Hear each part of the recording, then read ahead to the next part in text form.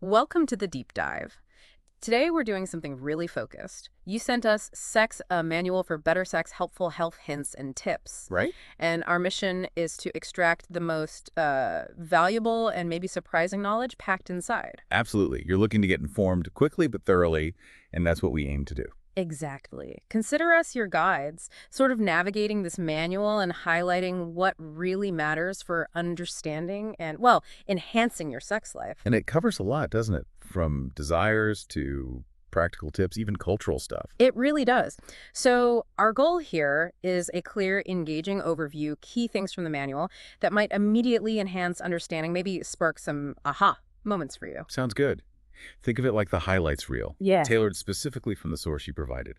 We're digging for those core insights. Okay, let's jump straight in then. Chapter 1, Understanding What Women Want.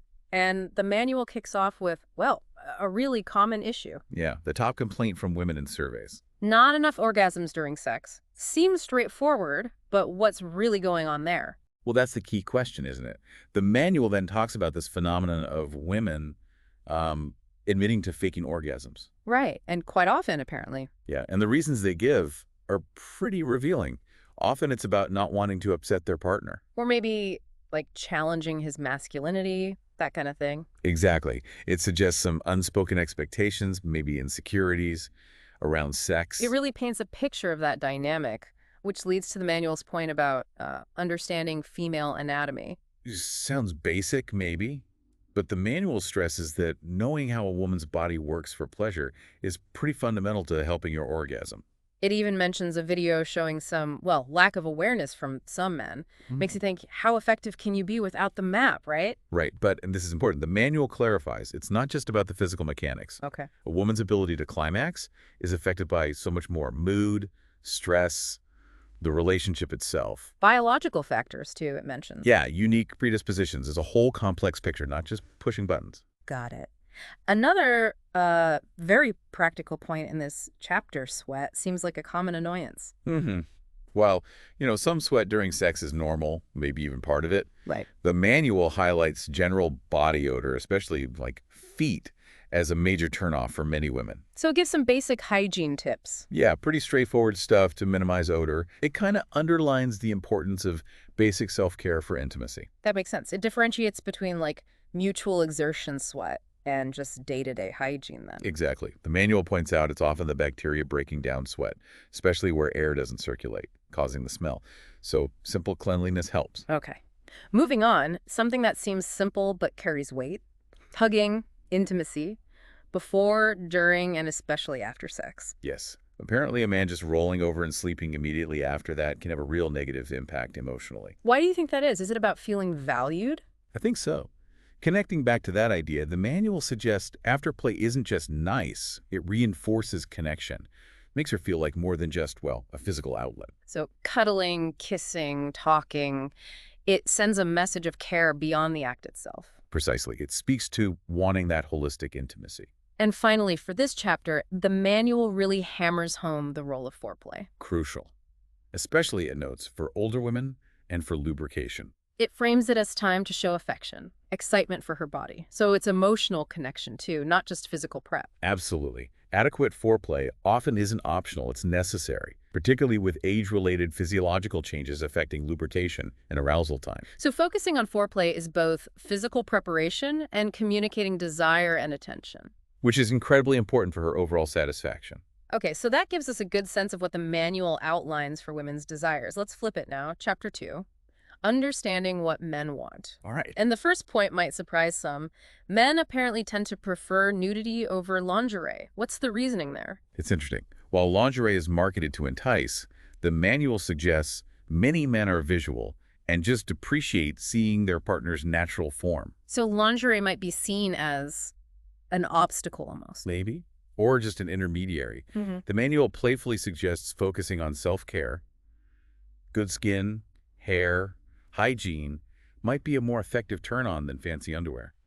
Interesting. So it's more about authenticity, natural beauty, perhaps. That seems to be the angle, yeah. And sticking with the visual theme, it says men generally like the lights on during sex. Right. To see and appreciate their partner, her reactions, her body. Is there maybe a vulnerability in wanting to be seen, too? That's a fascinating thought. The manual frames it positively, like It's appreciation desire. He wants to fully experience you visually. So it encourages women maybe not to be so self-conscious about perceived flaws. Exactly. Suggests those are often part of what makes you unique and attractive to him.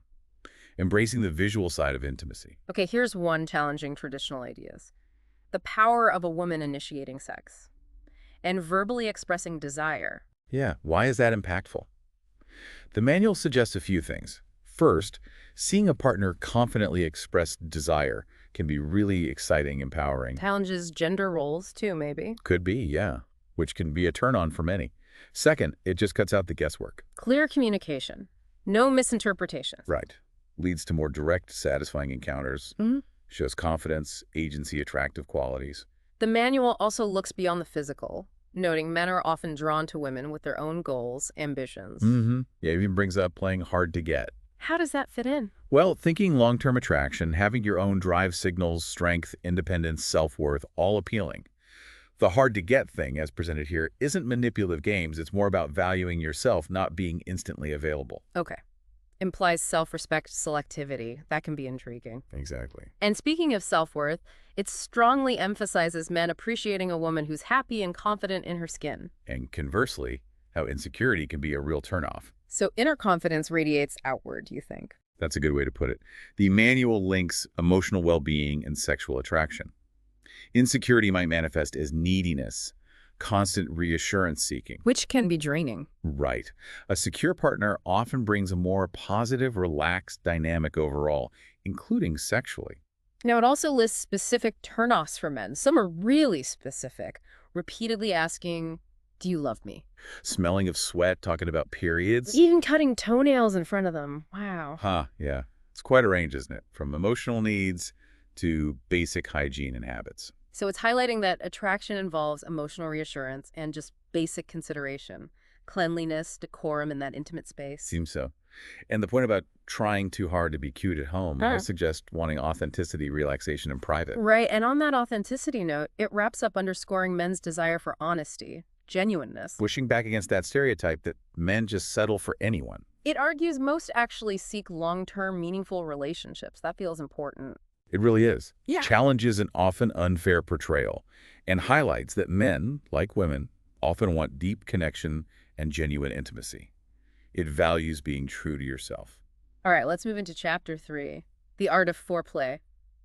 The manual stresses right away this is essential for building tension and intimacy. Definitely not just a warm-up act. No. This chapter breaks it down, starting with the subtle psychological stuff. Yeah, like using suggestive language, having sexually charged conversations, even texting flirtatious messages during the day. Building anticipation long before you're actually together. Engaging the imagination. Creating that mental connection first. I like the idea of small gestures, too, like a teasing note or a small gift. Buying sexual gifts as foreplay. Maybe lingerie with a playful message. Exactly. It shows thought, intention, signals you're looking forward to it. Engages senses. Imagination heightens the physical experience later. Then it moves to the more direct physical foreplay in the bedroom, taking things slowly. Undressing each other while kissing, touching. Savoring the buildup. It really emphasizes gradual arousal, doesn't it? Not rushing, but enjoying the process. Undressing each other can be very intimate, increasing vulnerability, connection. And finally, foreplay. It touches on dirty talk, cautiously. Yeah, advises caution, but acknowledges when it clicks for both, it can be incredibly arousing. Gauging the situation is key. Start subtle, watch reactions, don't use potentially offensive stuff until you know what works. Absolutely. Mutual consent, shared excitement, enhanced pleasure, don't cause discomfort. Okay.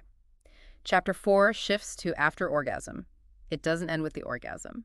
Big emphasis on afterplay. Staying connected, cuddling, kissing, expressing care.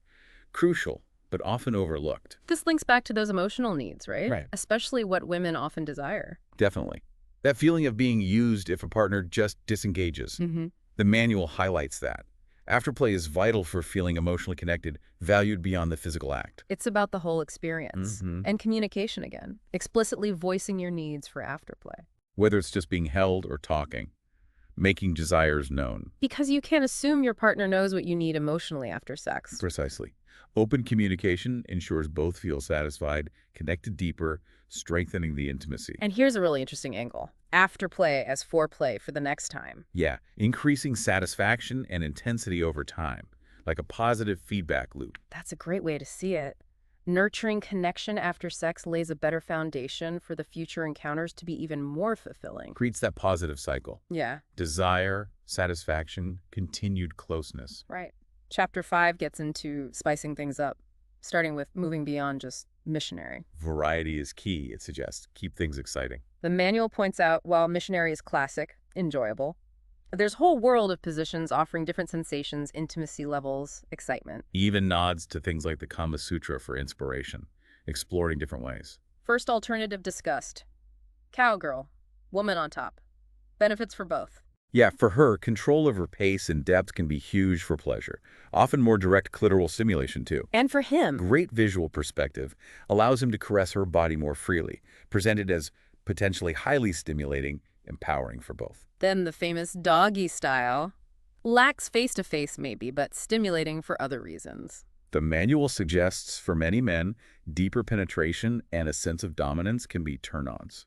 And some women enjoy the submissiveness, or just the different stimulation angles. Both, potentially, can also allow easier manual clitoral access, but it cautions about potential discomfort from very deep penetration. Communication again, comfortable pace. Always. Next up, oral sex.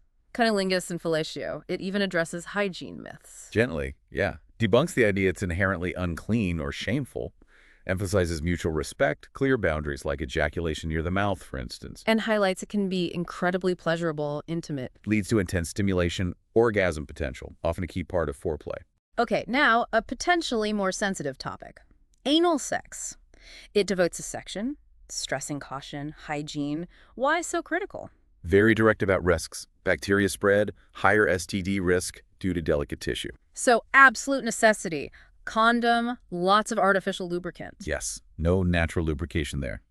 And never switch from anal to vaginal without a new condom. Huge warning. But it acknowledges some find it pleasurable, potential for intense orgasms. It does, but stresses it's entirely okay for either partner to refuse. No pressure. And finally, spicing things up, briefly mentions satisfying fetishes.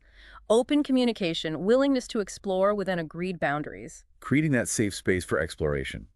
Acknowledges the wide spectrum of desires, emphasizes honest talk is crucial to explore safely, comfortably, excitingly for everyone. Chapter 6 moves to the G-spots. Acknowledges the ongoing debate, confusion about existence, location.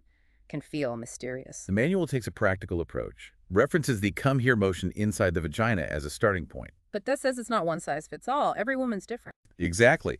Anatomy and what feels good varies. I like the advice to involve the woman in the search. Guide your text, show you, maybe even use a vibrator. Seems empowering. It really is. Shifts from him trying to find it to collaborative exploration of her body, her pleasure, reinforces communication, mutual discovery. And the manual clearly states men often miss out by not having these talks, leading to less satisfying sex for women. Mutual satisfaction should be the goal. Highlights the need to ask questions. Assumptions are a barrier. Men might think they know, but open, direct talk is essential to truly understand and meet her needs. Mutual satisfaction requires both being active in discovery and communication. Chapter 7 pivots. Getting in tip-top form for sex. Direct link between overall health and sex life quality. Taking care of yourself pays off in the bedroom, basically. It talks benefits of exercise energy, blood circulation. Crucial for arousal. Better body image, maybe reduce ED risk too. Also hits on overeating, especially late at night. Bad for digestion, sleep, energy. Which definitely affects sex drive. Lifestyle choices have consequences. And hydration. Good for skin, sustaining activity longer. Simple stuff. Ensuring your body functions optimally for intimacy. Lastly, stress. Big impact on both men and women's sexual function. Notes, stress can cause erection ejaculation issues in men, hinder women reaching climax due to mental distraction. Suggest stress reducers. Exercise, meditation, yoga. Yeah, Pilates too.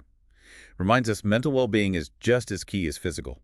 Stress creates physiological and psychological barriers. Managing it helps sexual health and enjoyment. Chapters 9 and 10 get specific. Great sexual positions for her, great sexual positions for him, pulls out examples, explains benefits. Right. For women, it highlights things like spooning, Intimate, respectful, reverse missionary, woman in control, chrysoprase, clitoral access, coital alignment technique, close connection, clitoral stimulation, ankles up. depth, visual, Sounds Yeah. descriptive. The variety of benefits is interesting. Intimacy, control, stimulation, connection. Often what works facilitates clitoral stimulation and closeness. It also covers positions for deeper penetration, but cautions against being too forceful, especially at first.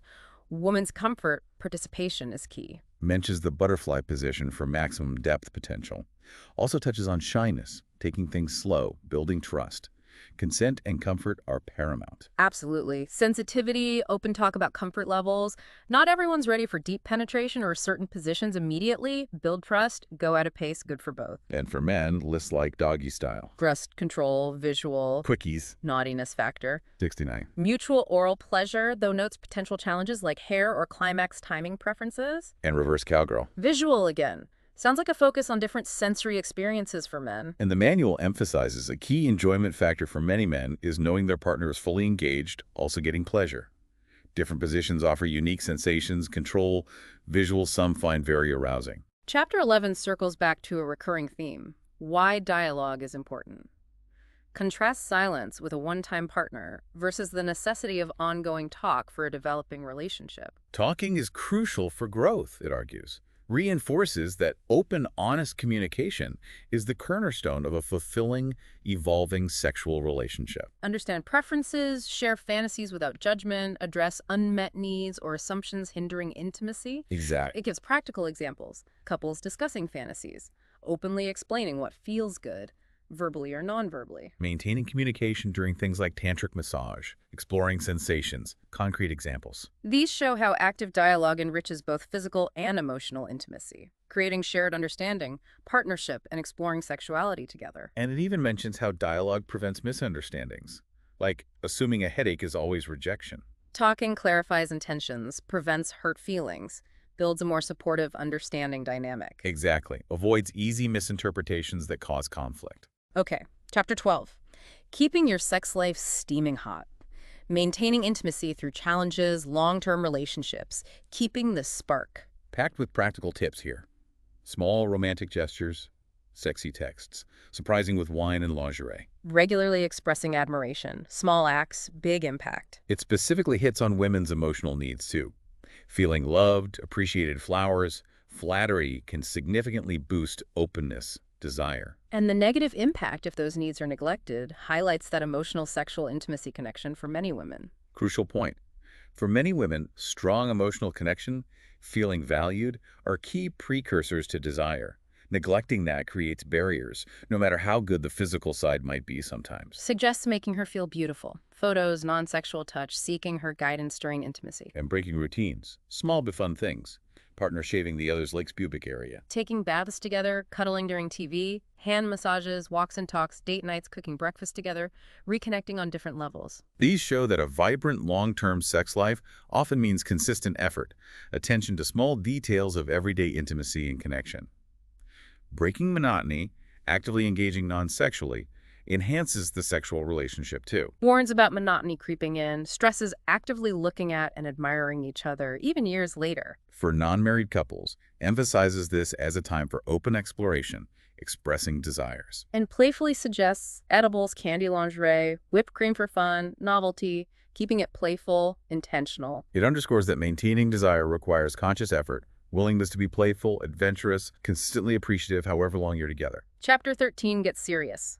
Safety first. Vital importance of safe sex. Non-negotiable. Provides essential info on common STDs, herpes, chlamydia, gonorrhea, syphilis, AIDS. Outlines transmission, symptoms, complications, critical need for medical attention if symptoms arise. Strongly advocates consistent, correct condom use. Emphasizes caution about partners.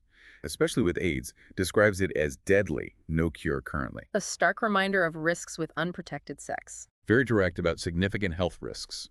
Stresses prevention via barrier methods like condoms is paramount. Points out some STDs transmit beyond intercourse, like kissing for syphilis.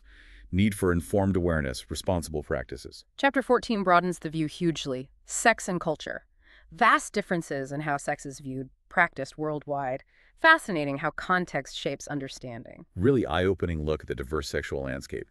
Examples of societies where sex is mainly for reproduction, alongside cultures with much more permissive or varied attitudes towards activities maybe taboo elsewhere. Gives specific, sometimes surprising examples. sex dolls in some societies, The Gotul ceremony in India with teenage sexual activity. polyandry in the Himalayas, early sex activity in Papua New Guinea.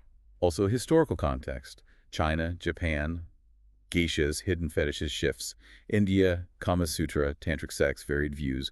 Greece, open, liberal, including homosexuality, bisexuality. Rome, sexist but indulged, hetero-homo relations. Really shows how much is culturally constructed. These examples powerfully show that what's normal, acceptable, taboo sexually is heavily influenced by cultural norms, beliefs, history. Encourages recognizing our views aren't universal, wide spectrum of human expression. Chapter 15 briefly covers sex through the ages in America. Evolution from religious influence, Victorian prudishness, to more open, diverse contemporary practices. Attitudes aren't static. Provides important context. Shows shifts within one culture over time, periods of repression, and increasing openness, acceptance. The manual wraps up addressing common issues, impotence and premature ejaculation. For impotence, or ED, Discusses gradual onset, relationship impact, seeking help, potential causes, physical like low testosterone, psychological like confidence. suggests strategies, morning sex, trying during intercourse, mentions medical treatment, trying to normalize it, encourage getting help. Absolutely. Practical, reassuring info for a common concern affecting self-esteem, relationships. Emphasizes it's often treatable, encourages seeking professional medical advice for causes and solutions. Touches on physical and psychological aspects. For premature ejaculation, defined as finishing too fast for partner satisfaction. Discusses mental versus physical factors. Yeah. Offers practical techniques to delay, thinking of other things, masturbating beforehand. Behavioral strategies can help. Addresses another common concern. Better control enhances the experience for both. Offers actionable advice men can explore to manage, potentially delay ejaculation. Finally, the conclusion. Emphasizes approaching relationships with an open mind. Everyone has past experiences. Shares that anecdote about a couple overcoming difficulties through dialogue after waiting for marriage. Reiterates the challenge of openly discussing sex, importance of a safe space for exploration in the bedroom, and ends stressing safe sex again, ties the core themes together. It really does. A powerful summary. Open communication, mutual understanding, patience, safe, non-judgmental environment for intimacy. Underscores that a fulfilling sex life is an ongoing journey, meeting effort, empathy, willingness to connect physically and emotionally. So, wrapping up this deep dive into Sex, a Manual for Better Sex, a few key things really stand out, don't they? Definitely. Yeah. Open, honest communication. Understanding individual desires and needs. Prioritizing both physical and emotional intimacy. And absolutely, practicing safe sex consistently. Those seem to be the cornerstones. This manual, though concise, covers a remarkable range. Highlights that a satisfying sex life isn't static, it's an ongoing process. Exploration, learning, and above all, talking with your partner. Absolutely. And on that note, here's a final thought for you, the listener, to consider. Reflecting on everything we've unpacked, what's one small but significant change you or your partner could intentionally make to deepen your sexual connection or enrich your individual experience? Maybe revisit the topics that really sparked something for you. Yeah, and perhaps we can even schedule another deep dive into specific chapters or related areas down the road. Thanks for joining us for this exploration on the deep dive.